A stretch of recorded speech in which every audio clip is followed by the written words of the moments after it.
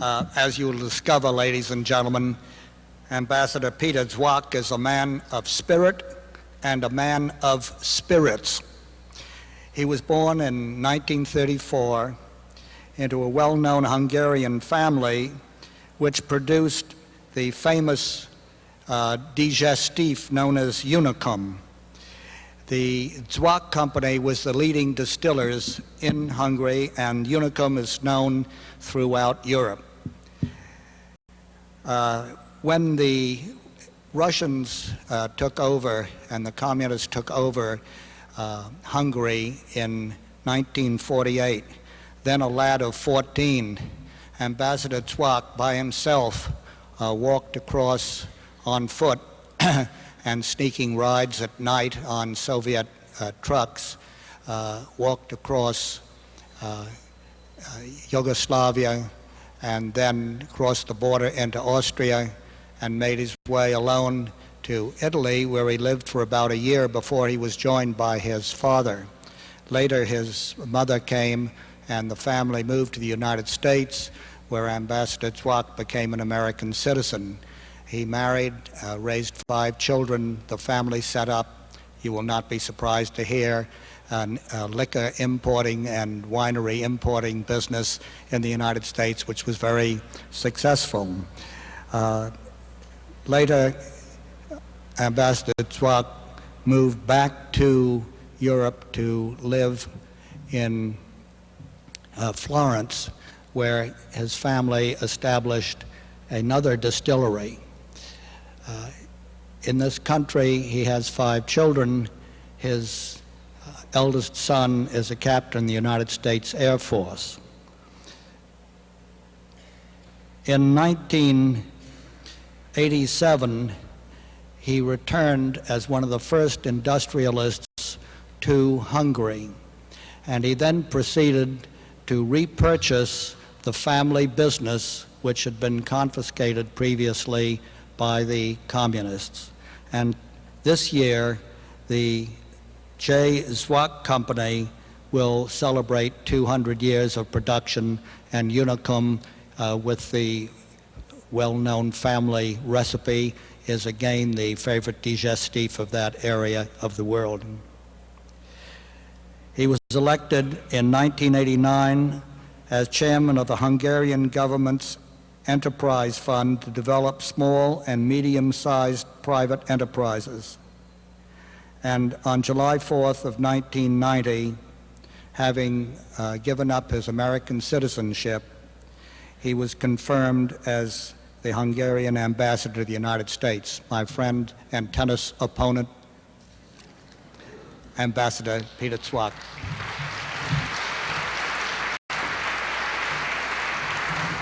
Good evening. Thank you very much. Well, opponent is an understatement, because I still haven't lived it down. We played yesterday and I was ahead 5-1. And guess what happened? I lost 7-5. Well, Baltimore is a city which I used to know, because I'm a divorced man and my first wife, his family was from Baltimore, so I haven't been back too often. Mentioning, you know, my American son, I sort of always have a crise d'identité, because looking at these American flags, I still quite obviously carry the love and the weight of the love for America. As a matter of fact, I think one of the proudest moments of my life was that when in October I handed over my documents to the president. As a habit, you're allowed to bring your children with you. So my first marriage, I have 5 all-American born children. My second wife is English, and I have 2 kids who were born in Italy. And the 7 of us walked into the White House with my English wife. And at the end of it was this huge son, much bigger than I, U.S. Army captain, and the president, seeing the uniform, said, "Hold it. Will somebody explain to me what's going on here?" Well, Hungary. I think it's very hard. I always try to it's very hard to explain something where it's very difficult to identify the need. In other words, as ambassador, I'm trying to sort of look at an embassy as a corporation, and I happen to be the chairman, and we produce a product which is called Hungary. So we have to package it well, we have to market it well, and then we have to find the need, just about as McCormick, I think, with the spice. So when you speak about need, I'd like to allow me to present to you a provocative thought that Hungary, and not only Hungary, but that part of the world, I would say Czechoslovakia and Poland, is a very vital American necessity and need today. In other words, when you think of Hungary, don't think of a country which you know very little about, or maybe nothing. Think of a country which very much is today an American priority. And I like to sort of project this thought and go back to the past and bring it into the present and into the future. Hungary is over 1,000 years old. It's always has been a Christian country. And Hungary, I like to start, let's say, 1968. As you well know, Hungary was occupied in 1945, actually, by the Soviet Union. It became a Soviet satellite country, and it became what they called Eastern Europe. Now, we very much resent this word Eastern Europe because we've never been Eastern Europe. We've always been Central Europeans, and we always thought in a Western manner. And Eastern Europe sort of was the huge hat in which the Soviets threw in all the countries which they occupied in that part of the world. It was a communist dictatorship. As you well know, we had in 1956 a revolution which failed, but on the other hand, I'd like to talk to you about it a moment later. I'd like to start off with 1968. 1968 was a year where we actually invented perestroika. And I think we served as an excellent example for Mr. Gorbachev, because it was in 1968 that a small segment of private enterprise started in Hungary, showing the way, and I'm not joking now, the Russians continually learned from Hungary and developed this concept. Hungarian economists were constantly in the Soviet Union until Mr. Gorbachev really presented the perestroika package. First of all, let me tell you, Hungary is a very small country, the size of Indiana, with about 10, 11 million people. We have lost 2/3 of our territory and population after the First World War. This, of course, has always been a traumatic experience for the country. And in 1956, the revolution which was beaten down by the Soviet Union, we lost it, yes, but it was the beginning of what we today see is happening in the Soviet Union, because 1956 meant actually the beginning of the falling apart of the Soviet Union, specifically because the Western European communist parties lost faith in the myth of the Soviet Union. So the erosion, which now lasted well over 30 years, actually started and was a direct consequence of the revolution which we lost. Let's go to 1989. 1989, as you all know, was a year when Hungary opened the doors to the East German refugees. And had it not been that single fact, today, in 1990, we would not see a united Germany. And this, of course, is an event which Chancellor Kohl repeatedly gives Hungary definitely credit and a leading role. Had it not been for Iraq, this whole evolution of a small country, its contribution actually to a peaceful transformation could have been a very, very small part even of United States Army planned budget cut of $25 billion, which of course with the Iraqi war slightly changed.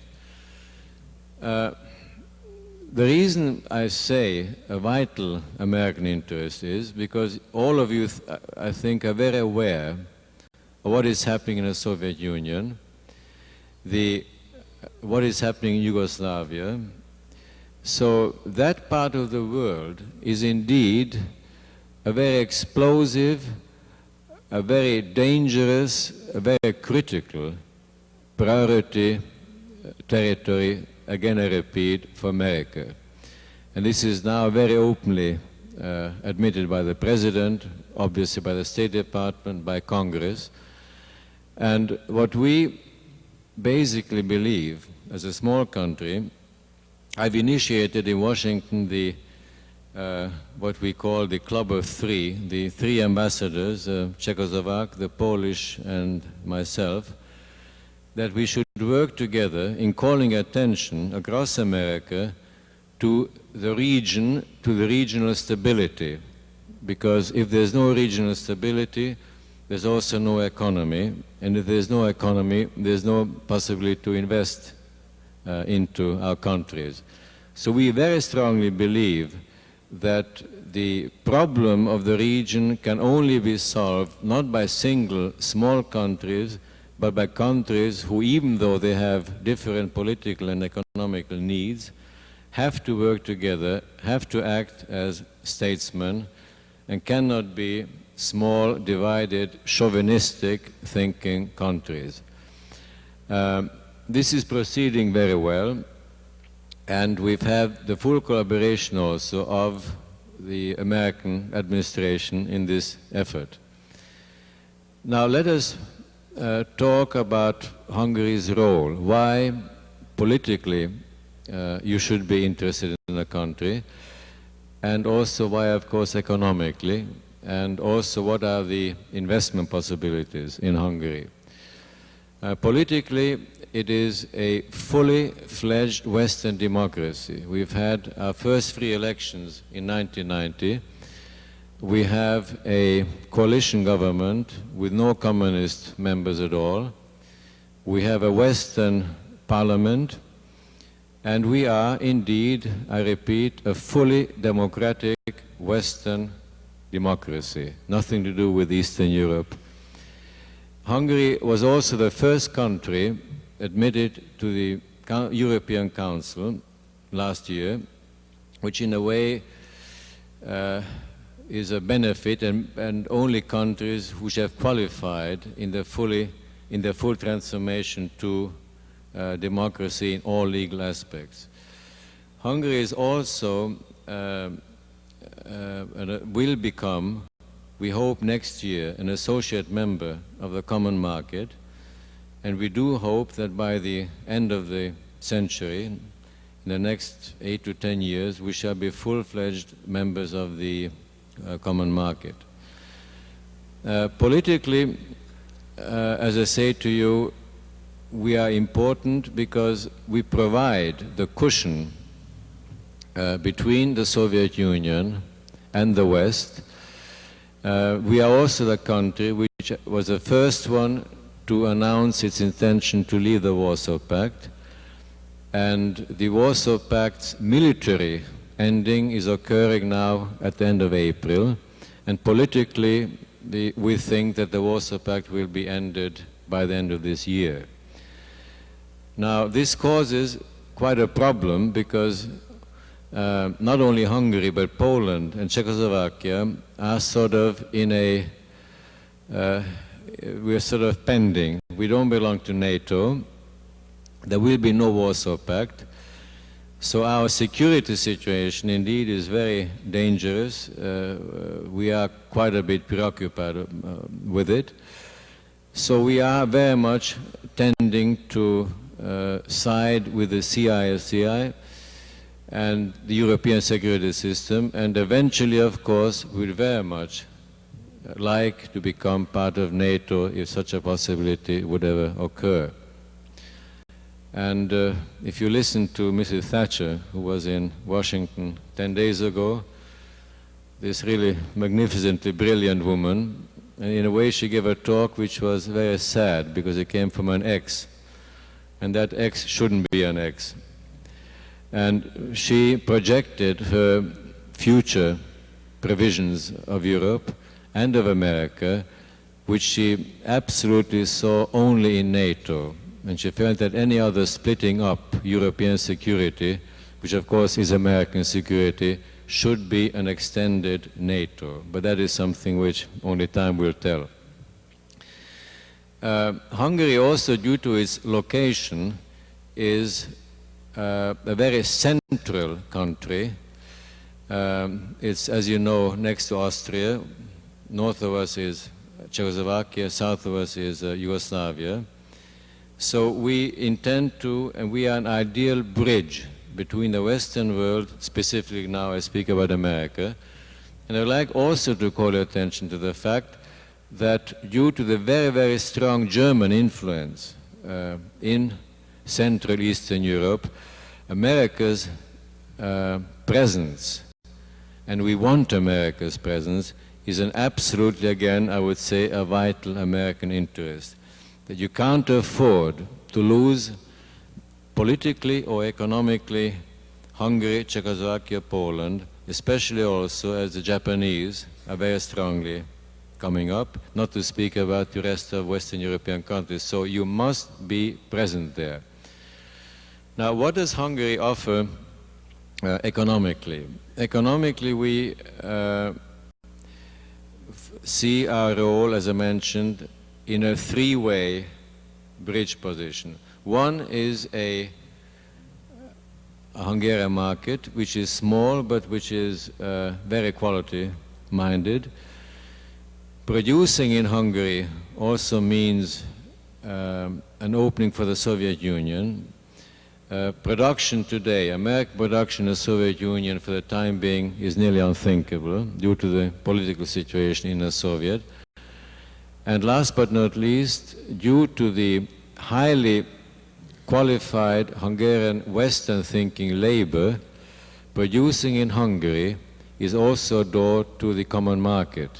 If you consider that the average Hungarian labor cost is $2 an hour, and as I repeat, the labor is a highly skilled Western thinking labor, producing in Hungary indeed can open American markets in the common market, especially after '92, when if American companies are not established yet in the common market, it will be very hard for you to enter those markets.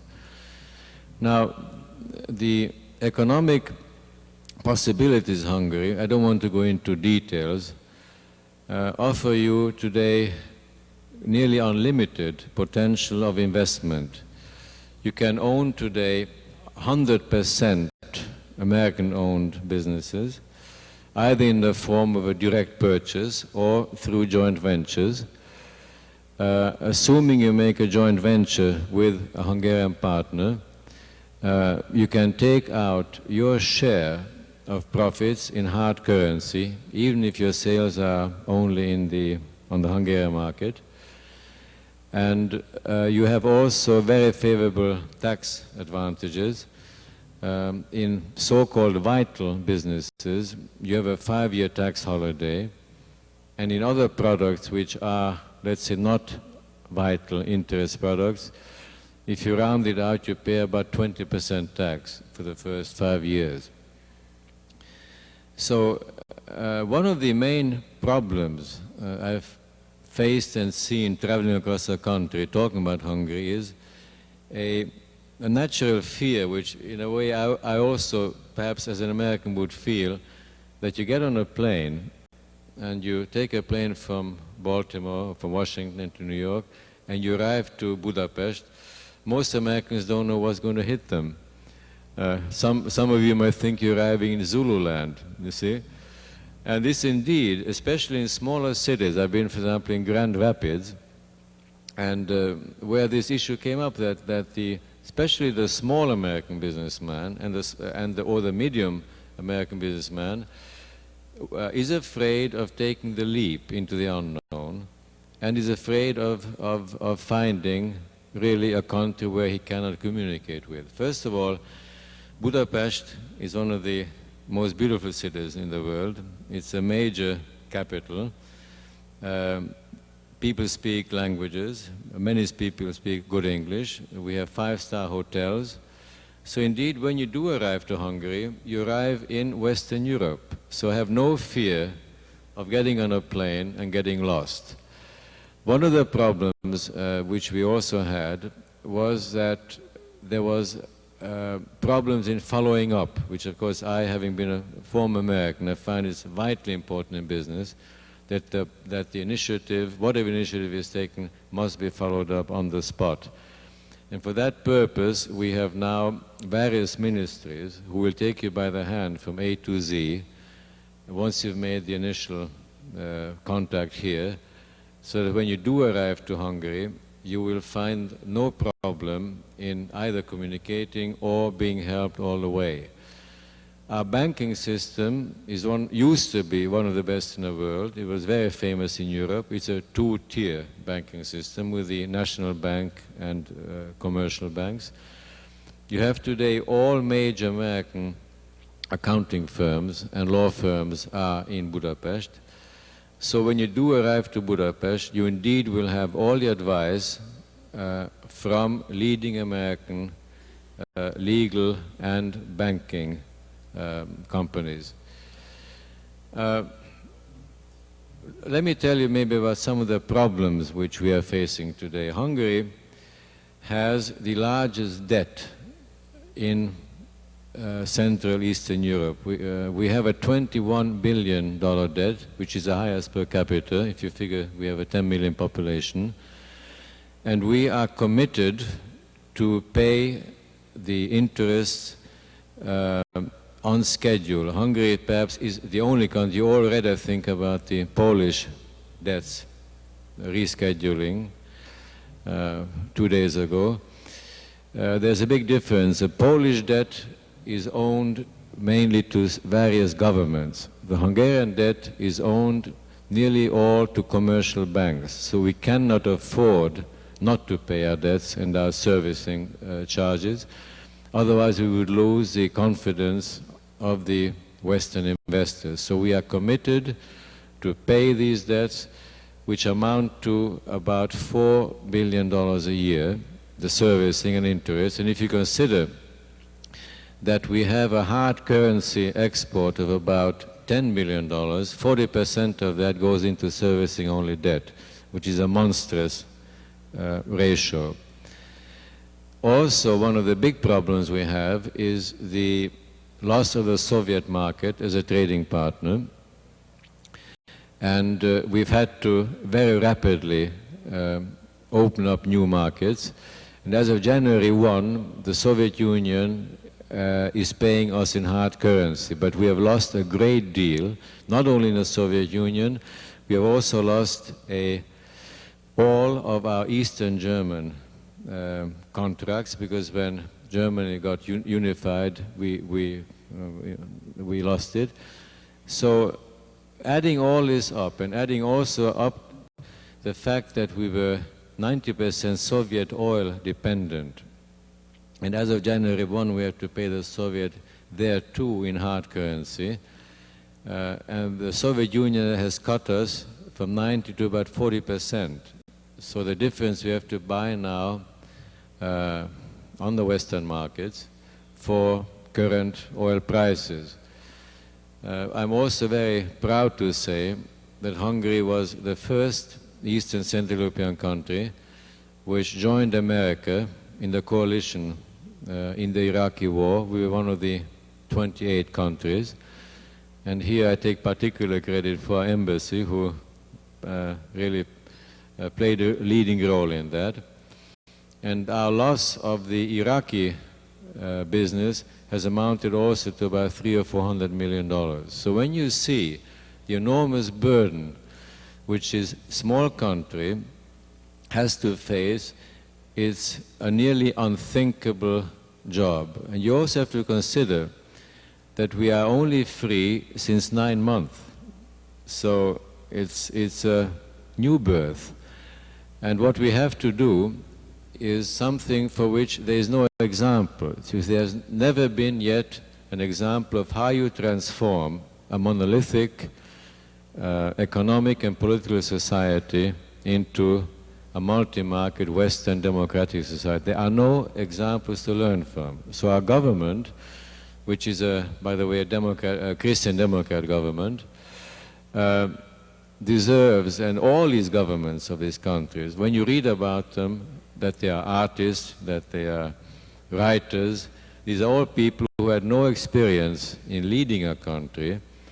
So if you take America alone, where after an election year it will take about 4 months before your new government is formed, you can really see the enormous problems these really statesmen have to go through in building up this new democracy. Another big problem is that the population was not prepared for the hardship. Our government, myself for example, never thought of the difficulties we're going to face. We thought that the economic transformation shall be easier and the political will be more difficult.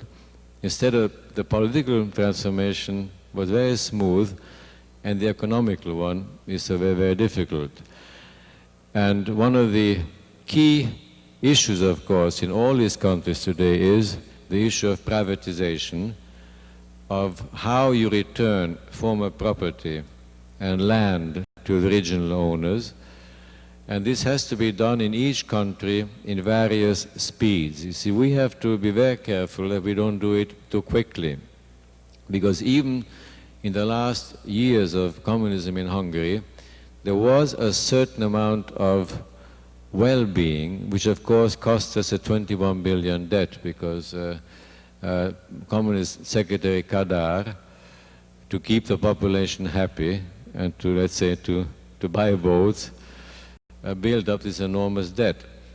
So by transforming from this monolithic communist system to market economy, this means inflation, this means unemployment, this means definitely the lowering of living standards. So we have to be very, very careful that people don't start saying, well, it was better in the good old days. So our transformation is a slower one. It's now speeding up than the Poles.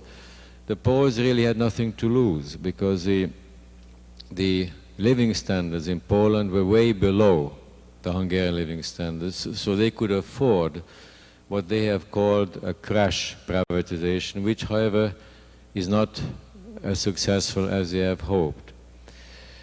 To give you an idea about American investments in Hungary, we are very happy to say that we have about, in 1 year, established between 4,000 and 5,000 joint ventures.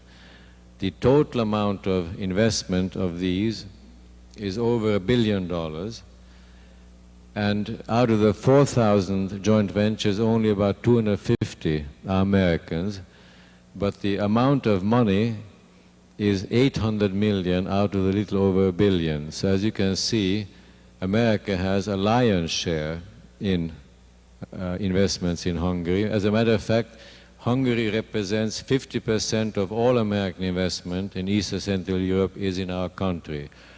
And if you confront $10 million American investment in Poland, for example, you will see the difference of the $800 million which you invested in our country. Of course, we've all seen the General Electric advertisement. The big multinational American companies are all moving into Hungary. They've been followed by General Motors, by Ford, by Levi Strauss, and I could present you a long list. And this tendency is very positive, and I'm very proud and pleased to say that we are at least 5 to 10 years ahead in our region, corresponding with the other countries. So I would very much urge you to consider Hungary, especially I think when you consider that the survival of and the maintenance of the American economic growth has to be opening new markets. And the markets of 400 to 500 million people, I also include the Soviet Union, because whatever will happen there, we are certain it will remain. These are all virgin markets waiting for America to be present. So you have to act very soon, as I said before, because competition from other countries is moving in. Let me just very briefly touch on our relationship with the issues which, of course, you read about, the Soviet Union and the Baltic countries. Even though we've been occupied by 45 years by the Russians, we are today nothing more or less than equal partners. We hope that the Soviet transformation is going to be a peaceful one. We support President Gorbachev because we feel that he has a track record which was very important also in our transformation. At the same time, we also talk and listen to and have contact with all the other Soviet republics who are seeking independence. And the same is our attitude towards the Baltic countries. We very much support their movement to independence. And we also hope primarily that it shall be a bloodless one. So as far as the Soviet Union is concerned, we are now, I'm glad to say, after 45 years, even if we are very small, but we are fully equal partners, and that we are very happy about.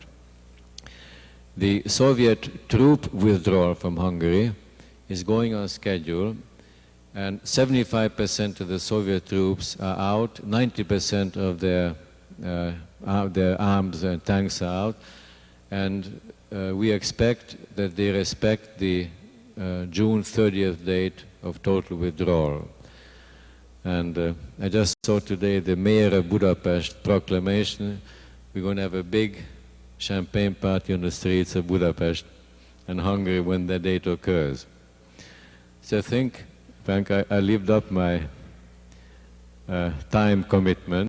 And if you have any questions, if I can answer them, I would be, of course, delighted to. Thank you very much. The question is, what has been happening in the last years in the agricultural sector? Well, the answer is that Hungary was, and one thing I'd like to tell you, I think you will see I'm not a chauvinist. I'm somebody who is, of course I'm promoting my country, but it's not a blind promotion, you know, it's a factual one. Hungary was a breadbasket, as you might know, of Europe, together with the Ukraine.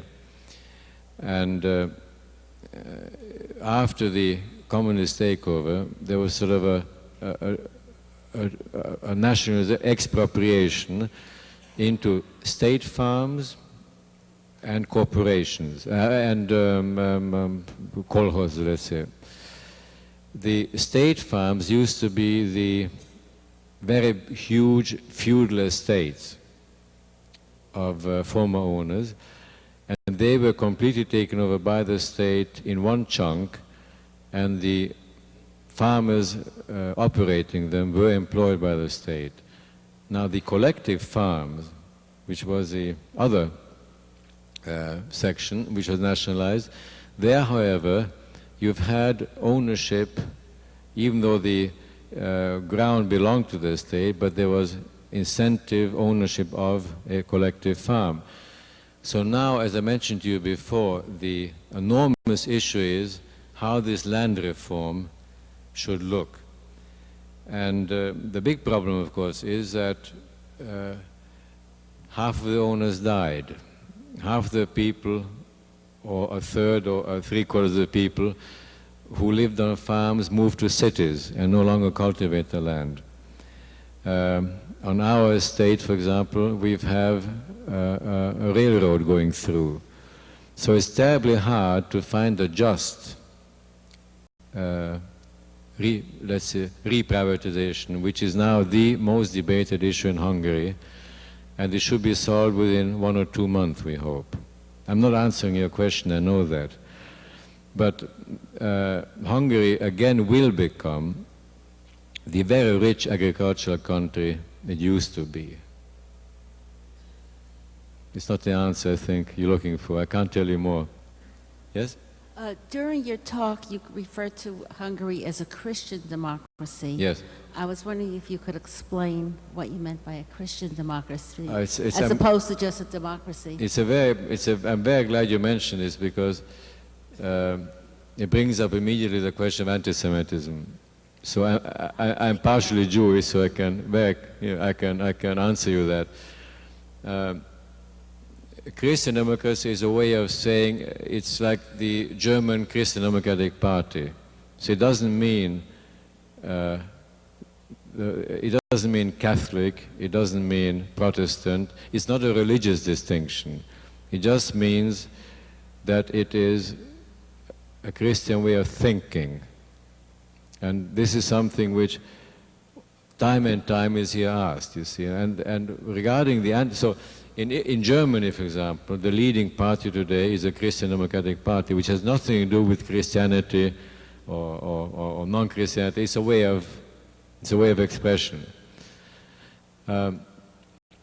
Look, anti-Semitism is a problem everywhere. And to say that there's no anti-Semitism in Hungary, I would be lying to you. There is anti-Semitism, but it's not a problem. And there's anti-Semitism here too. There's anti-Semitism, unfortunately, in the whole world. And this is one specific issue we are very closely watching because some of the press in America has written some very unfair and some very dangerous anti-Semitic charges against this government, who repeatedly has proven just the opposite. You can't, you see, in a democracy, you know better than I do, you can't arrest people who will go out in the street and say, I hate Jews. That's unfortunately, they can say it. But if it happens in Hungary, the country is immediately, due to its German past, let's say, having fought the Second War with Germany, gets accused of being an anti-Semitic country. And the fact that we have these hooligans who smear swastikas in cemeteries, that's not the people. You see, so I'd very much like to really call your attention.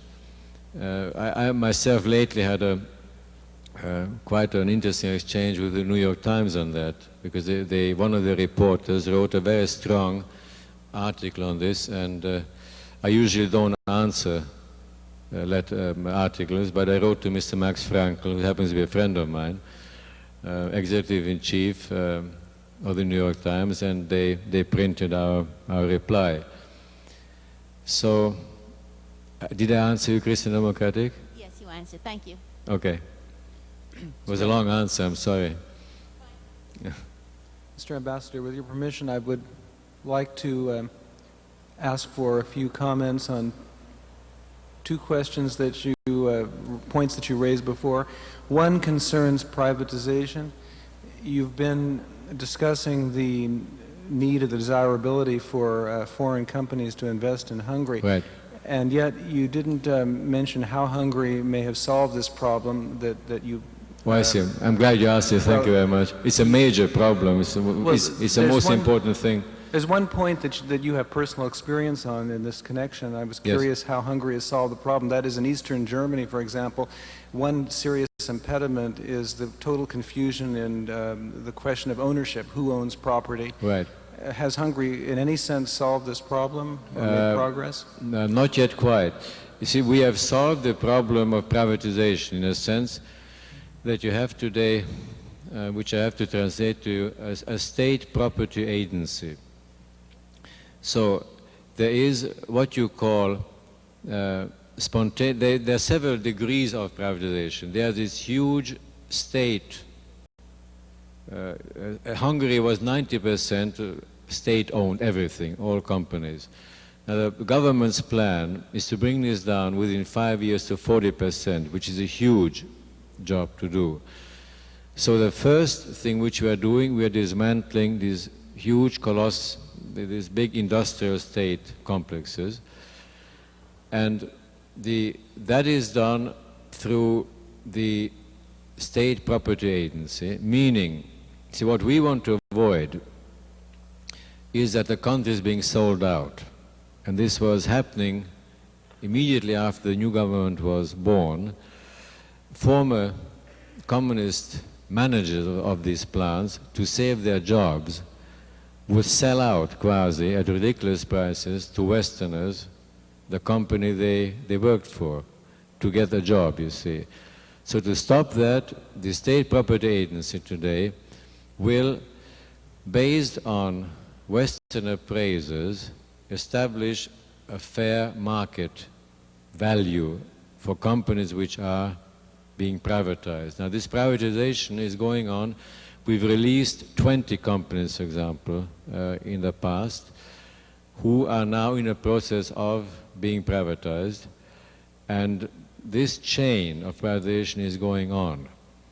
So we think that by the end of the year, we could have several hundred of former state companies in private hands. Hungary has also the first stock market in Budapest. Matter of fact, the young lady who is running it is now in Washington in a law firm. She's a lawyer, I mean, updating herself in the States. So the main point is that if you do come to Hungary and you want to, let's say, buy a company, it will have to go through the state property agency, but that is actually a routine procedure. Thank you. Mr. Ambassador, I'm also Hungarian by birth, Yes. also educated in the United States. You spoke about democracy as Europeans looking upon it in terms of history versus Americans who live it every day as being genetic almost, and I think we both have an appreciation for the difference. Perhaps could you amplify for the audience what you see the prospects of infecting that part of the world with American democracy, which comes from the ground up, from the people who own property, who tolerate minorities, in a world which has really not known democracy in that concept ever before? You see, you mentioned minorities. Minorities is also a very touchy problem in all these countries. We have, fortunately, no minority problems in Hungary, because it's as you well know, it's a rather homogeneous society. We have the problem of the gypsies. We have about 500,000 gypsies who are, quite frankly, not liked. I mean, there's no use hiding it. But they are not, in no way are they being persecuted. I mean, they're free citizens. When you take the enormous problems of minorities in Czechoslovakia, which I'm sure you're following the debate whether it should be two countries, Slovakia and Czech, or in Yugoslavia, we have 2 million Hungarians living in Transylvania. And this, of course, is an enormous, let's say, emotional issue for all Hungarians. And we are very careful to say time and time that we never advocate any change of the borders. We live up to the Helsinki Agreement. We say that we would like to abolish borders and have people freely move from one country to the next. The problem is that Romania has not yet risen to the challenge. And while we